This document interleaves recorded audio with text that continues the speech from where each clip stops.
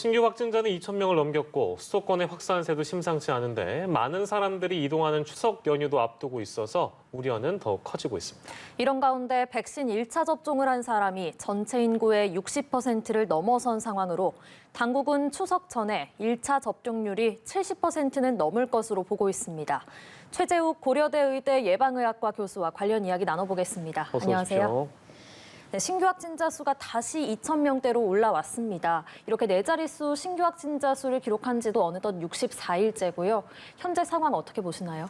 네, 지금 말씀하신 대로 지금 네 자리 숫자 이상으로 신규 확진자가 계속 두 달이 넘게 지속되고 있고 또 2,050명은 역대 네 번째 그 제일 많은 숫자이기도 합니다. 네. 분명히 말씀드릴 수 있는 거는 지금 4차 대유행이 정체 상태로는 유지가 되고 있습니다만 감소세는 아직 전혀 객관적인 증거가 보이지 않고 있다. 네. 그런 측면에서 앞으로 있을 추석이라든지 이런 또 이 명절을 맞이한 때 이동과 관련해서 이 확산이 다시 또 재증가할 수 있고 또 다른 유행을 만들 수 있다는 그런 우려가 현실적으로 지금 등장하고 있고 관리가 필요한 시점이라 이렇게 볼 수 있겠습니다. 네, 정체 상태고 감소세를 판단할 만한 근거는 없다 이런 말씀 주셨습니다. 또 주목해서 볼 부분이 어느 지역에서 얼마나 나왔냐잖아요. 그런데 지금 수도권 상황이 심각합니다. 수도권이 신규 확진자 비율 4차 유행 이후에 가장 높습니다. 73.3%인데요. 이번 주부터 방역 수칙도 일부 완화가 됐고요. 또 수도권에서 비수도권으로 사람들이 이동하는 추석 연휴도 다가오고 있는데 지금 방역에서 가장 중요한 부분은 뭐라고 보십니까? 네, 지금 말씀하신 대로 이 수도권이 전체 우리나라 확진자의 73%가 됐지 않습니까? 73%가 굉장히 큰 변화입니다. 네. 사실 한 달 전 그때 정도까지만 하더라도 수도권 확진자가 전체 확진자에 이렇게 높지 않았습니다. 그래서 다시 최근 이렇게 증가하고 있는 수도권 확진자, 그중에서도 경기 지역이 서울 지역을 초과했습니다. 그래서 경기 네. 지역이 703명이고요. 서울이 671명입니다. 경기도 120명, 인천도 120명이 됐거든요. 그래서 혹여라도 지금의 상황이 만일 지속된다면 하루 이틀 상황 뭐 그런 거 아니고 일주일간의 평균을 보고 판단이 되지 않습니까? 그래서 이런 상황이 지금 일주일 넘게 앞으로 계속 지속된다면 수도권 발로 추가적인 재유행이 확산될 수도 있겠다라는 우려와 이런 보건학적인 관심을 갖고 관리해야 될 그런 대상이 되지 않을까 이제 그런 생각을 하기 때문에 주목해야 될 지점입니다. 특히 가장 이제 걱정된 게 추석 연휴에 수도권에서 비수도권으로 가시는 분들, 또 비수도권에서 수도권으로 오는 분들 이제 이런 이동들이 많다 보니까 그런 말씀을 하시는 거겠네요. 네, 그런 이동은 이제 확산과 관련된 부분이 또 되겠고요. 우선은 수도권 지역에서의 확산 자체가 절대수가 증가한다는 데 문제가 있습니다. 네. 그러니까 여기 현재 그동안의 거리두기와 이 델타 변이로 인한 4차 대유행이 균형을 맞춰서 그냥 정체는 유지하고 있는데 분명히 이 부분이 뭔가 다른 요인이 생기면서 확산이 추가로 다시 되는 것 아니냐, 균형이 깨진 것 아니냐 그런 부분들을 좀 짚어보면서 왜 다시 절대 숫자가 들어가는지, 비중이 왜 들어가는지를 생각해봐야 될 그런 상황이 됐습니다. 네, 알겠습니다. 또 백신 이야기도 해보겠습니다. 백신 1차 접종률이 국민 60%를 넘었고요. 또 정부는 11월 정도면 성인의 80%가 접종 완료자가 돼서 단계적 일상 회복을 시작할 수 있을 것으로 보고 있습니다. 이 부분 전문가로서는 어떻게 생각하시는지요? 네, 맞습니다. 당연히 그렇게 가야 되는 것이 우리 위드 코로나의 목표이자 또 모든 국민이 바라는 것 아니겠습니까? 지금 백신 접종이 60에서 1차 접종 퍼센트가 61%가 됐고요. 네. 전체적으로 2차 접종 기준으로 전 국민의 80%가 접종 완료되면 정부가 목표한 대로 또 많은 전문가가 이야기한 대로 일상생활의 정상화를 전제로 한 위드 코로나가 이제 본격적으로 시행될 수 있겠다. 다만 방역 당국도 지금 표현했습니다만 점진적인 혹은 단계적인 일상 완화, 정상화 부분들은 그런 방식으로 가는 것이 당연히 필요하겠고요. 그게 가장 현실적이겠죠. 예. 뭐 어느 날 갑자기 모든 걸 100% 다 풀고 어느 날 갑자기 다시 또 강화하고 그러는 건 아니기 때문에 그런 표현은 단계적 일상 회복이라는 표현은 매우 적절한 표현이라고 봅니다.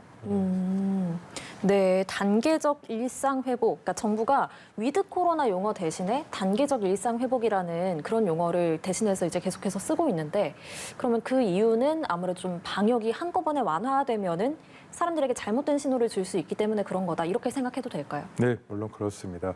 아직까지 여러 가지 불확실성이 있지 않습니까? 예.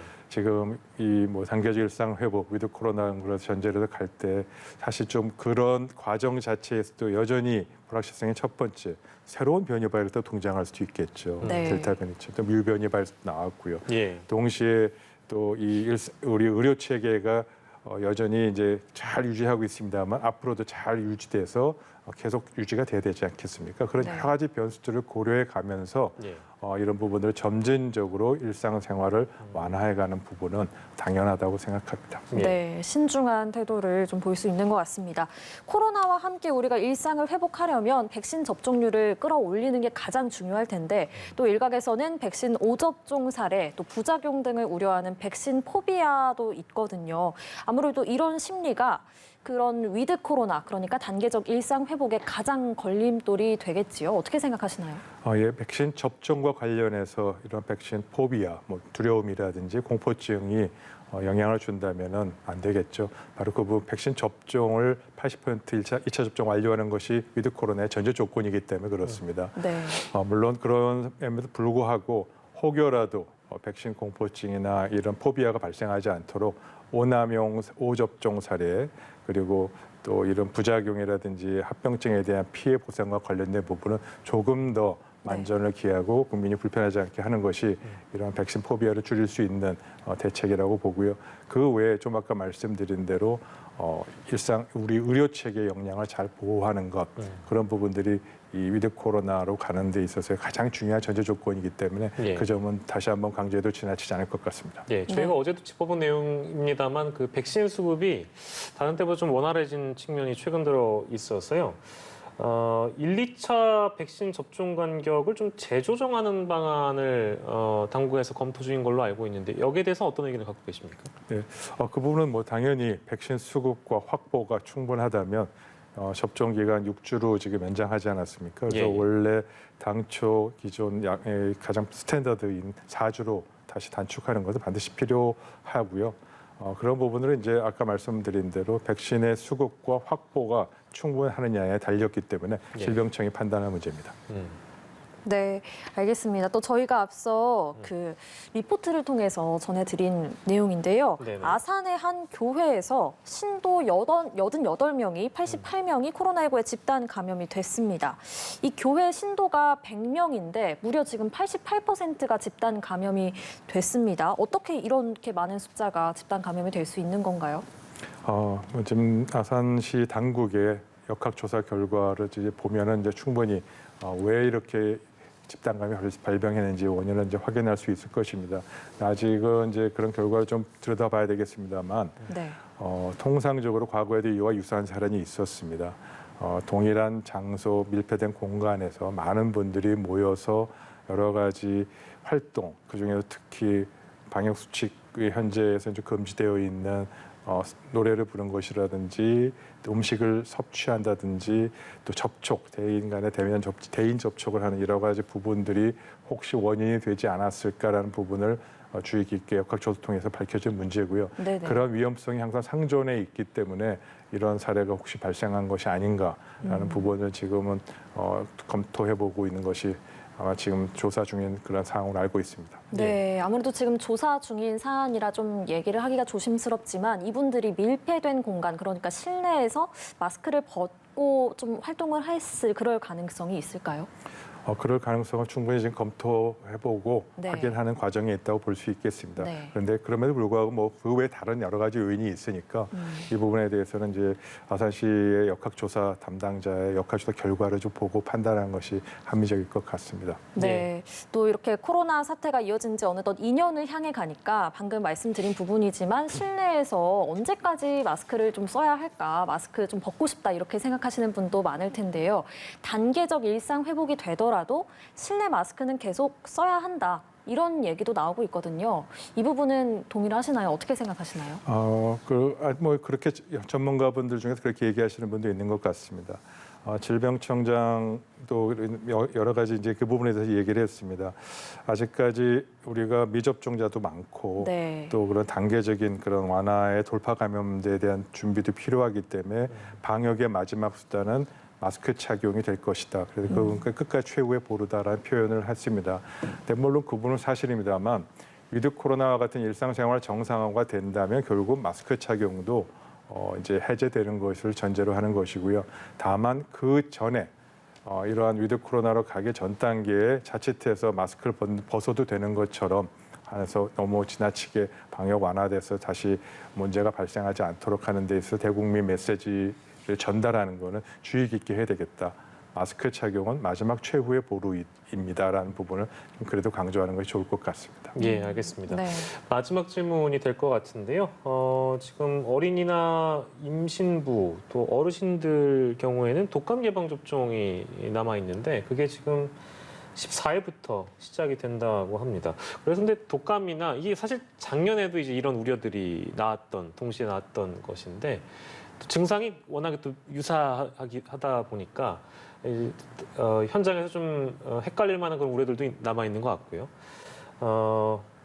결국엔 트윈데믹 우려입니다. 동시에 유행할 우려가 있다. 이 부분은 어떻게 보시는지? 네, 그럴 가능성은 당연히 충분히 있습니다. 그래서 그걸 고려해서 즉 트윈데믹, 독감 유행, 코로나 유행이 겹쳐서 발생하는 것이죠. 그런 거에 대한 대비는 반드시 필요하다고 보고요. 그러나 전년도의 사례를 놓고 봤을 때 아무래도 마스크 착용을 다들 잘 하시니까 독감 유행이 전년에도 크지 않았습니다. 그래서 거의 유행 없이 잘 지냈거든요. 그래서 네. 금년도 그럴 수 있겠다는 걸 전제로 하되 혹여라도 트윈데믹이 발생하지 않도록 최선의 노력을 하는 것이 필요하겠다. 그와 관련해서 독감 접종과 예방 접종과 또 지금 있는 코로나 백신 접종을 비슷한 시기에 맞아도 예. 보건학적으로 의학적으로 큰 문제는 없으니까 걱정하지 않으셔도 좋겠다라는 전문가의 발표도 나온 바가 있습니다. 네. 증상이 비슷하니까 일선 의료기관 관리가 어려운 측면이 있는 건 사실입니다. 그러한 점에서 가장 중요한 것은 사실 근본적으로 위드 코로나 일상생활의 정상화를 전제한다는 것은 코로나 환자든 독감 환자든 이제 동네 의원 예. 1차 의료기관에서 조기에 진료하고 백신 접종도 하고 또 정확한 진단과 전문적인 치료는 상급 종합병원에서 하는 이러한 체제로 이 코로나 진료, 감염병 관리 진료의 1차 의료기관의 정상화가 빨리 되어야 이 부분도 근본적으로 해결할 수 있겠다.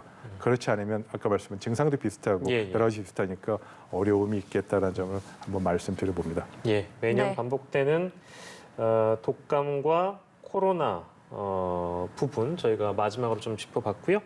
오늘은 코로나19 상황 여기까지만 듣도록 하겠습니다. 최재욱 고려대 의대 예방의학과 교수와 이 시간 함께했습니다. 고생하셨습니다. 고맙습니다.